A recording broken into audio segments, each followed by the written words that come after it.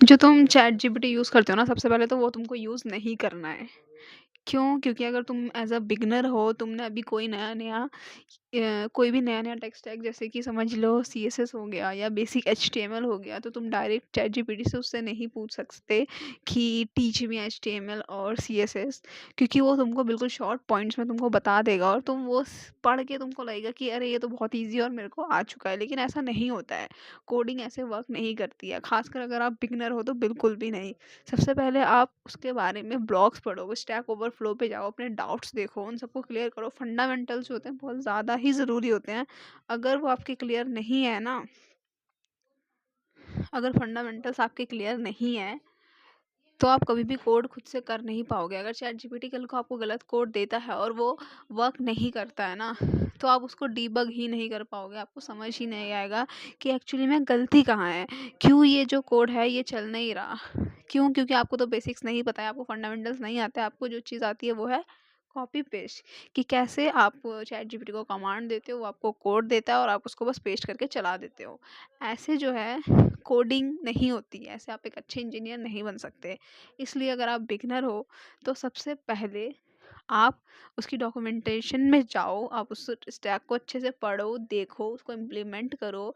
जब एरर्स आएँ उसको देखो, ब्रेनस्टॉर्म करो कि क्यों आ रहा है, कैसे आ रहा है, अंडर द हुड ये कैसे काम कर रहा है। देन उसके बाद आप चैट जीपीटी यूज़ कर सकते हो।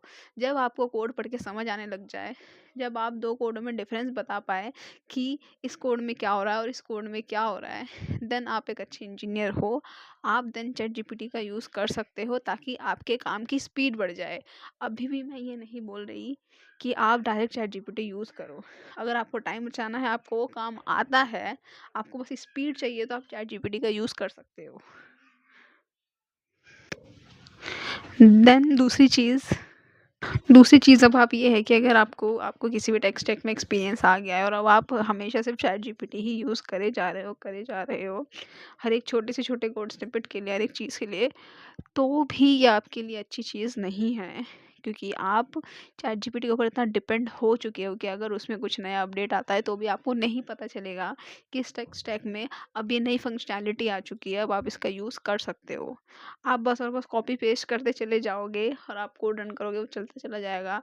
जिस दिन आपको कोई भी एरर आएगा, जब आपको डीबग करना होगा, तब जाके आपको पता चलेगा और तब तक आप लेट हो चुके होंगे। ये मैं अपने पूरे एक्सपीरियंस के साथ बता रही हूँ, ऐसा मेरे साथ भी हो चुका है। मुझे लगा था कि अरे ये तो बहुत ही बेसिक है, एचटीएमएल सीएसएस इसमें क्या होता है, ठीक है, रिएक्ट इसमें क्या होता है, लेकिन जैसे-जैसे मैंने चैट जीपीटी यूज़ करना स्टार्ट किया, वैसे-वैसे मुझे पता चला कि एक्चुअली में एक्सपीरियंस डेवलपर को भी चैट जीपीटी उतना नहीं यूज़ करना चाहिए। कब यूज़ करना चाहिए और कैसे यूज़ करना चाहिए, ये मैं आपको अब बताने जाऊँगी। अगर आप कोई टेक स्टैक सीख रहे हो, अब आपको टेस्ट करना चाहते हो, आप बहुत ही ज़्यादा आप चाहते हो कि कोई एक टीचर हो जो आपको टेस्ट ले, आपसे चीज़ें पूछे और आप अपने बिल्कुल कोर डाउट जो होता है आप उनसे वो पूछना चाहते हो, ऑन द पॉइंट आंसर चाहते हो, देन आप चैट जीपीटी यूज़ करो, आप उससे सीखो, आप उससे उल्टे क्वेश्चंस करो, लेकिन कभी भी चैट जीपीटी के रिस्पॉन्स पे डायरेक्ट भरोसा मत करो, क्योंकि बहुत बारी चैट जीपीटी गलत रिस्पॉन्स देता है। इसलिए आप उसका ऑफिशियल डॉक्यूमेंटेशन के बिना आप उस पे भरोसा नहीं कर सकते। स्टिल एज़ अ टीचर आप उसको कर सकते हो, ताकि जब भी आपको कुछ सीखना हो और आपको बेसिक्स पता हो, लेकिन आपको वो सीखना हो, आप चाहते हो आपका टेस्ट ले, वो कुछ क्वेश्चंस दे और आप उसका रिस्पॉन्स करो और वो आपको बताए कि ये और कैसे बेटर हो सकता है, आप ये चीज़ से सीख सकते हो। एक एक्सपीरियंस डेवलपर बना सकते हो आप अपने चैट जीपीटी को, अपने प्रॉम्प्ट देके आप उसको बता सकते हो कि उसको किस तरह से आपके साथ बिहेव करना है, किस तरह से आपको समझाना है। देन वो बहुत ही अच्छा सपोर्टिंग मटेरियल बन सकता है। उसके अलावा नहीं तो आप बस और बस चैट जीपीटी पे डिपेंड कर जाओगे, उसके बिना आपका कुछ काम नहीं हो पाएगा। आप बस और बस एक एआई पावर डेवलपर बन के रह जाओगे, जो बिना चैट जीपीटी के कुछ नहीं कर सकता। देन किसी एक दिन अगर चैट जीपीटी बंद पड़ गया, तो आपका काम रुक जाएगा।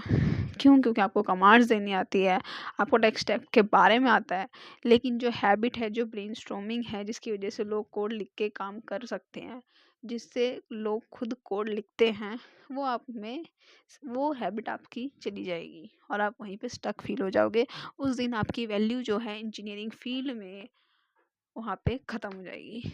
उस दिन आपकी वैल्यू नहीं रहेगी वहाँ।